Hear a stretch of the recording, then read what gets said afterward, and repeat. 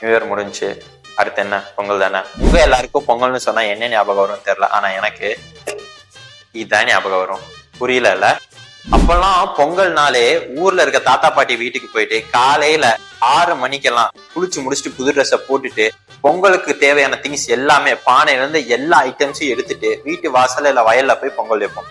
ஆனா அப்ப பாத்தீங்க அப்படின்னா காலையில 6 மணிக்கு ஆரம்பிச்ச அந்த வேலையை கரெக்டா முடிக்கிறதுக்கு 9 மணி ஆயிரும். அது வரைக்கும் வீட்டுல சாப்பாடே போட மாட்டாங்க. அவசர அவசரமா பொங்கல்லாம் சாப்பிட்டு முடிச்சுட்டு பக்கத்துல இருக்க கிரவுண்டுக்கு போனா அங்க ஒரு ஸ்டேஜை போட்டு நம்மள எல்லாத்துக்கும் காம்படிஷன் கண்டக்ட் பண்ணிட்டு இருப்பாங்க.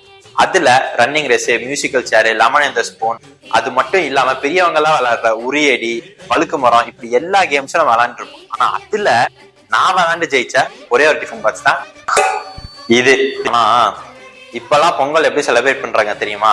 ஒரு வீட்டுல 4 பேருன்னு இருந்தா 4 பேரும் குளிச்சு முடிச்சுட்டு குக்கர்ல பொங்கல் வச்சு அந்த பொங்கல் எடுத்து சாமிக்கு படைச்சிட்டு கார் எடுத்துட்டு மாலுக்கோ தியேட்டருக்கோ போயிட்டு மூவி பார்த்துட்டு அங்க இருக்கிற கடைகள்லாம் சுத்தி பார்த்துட்டு அதுக்கடுத்து டின்னரை வெளியவே முடிச்சுட்டு வீட்டுக்கு வந்துருவாங்க.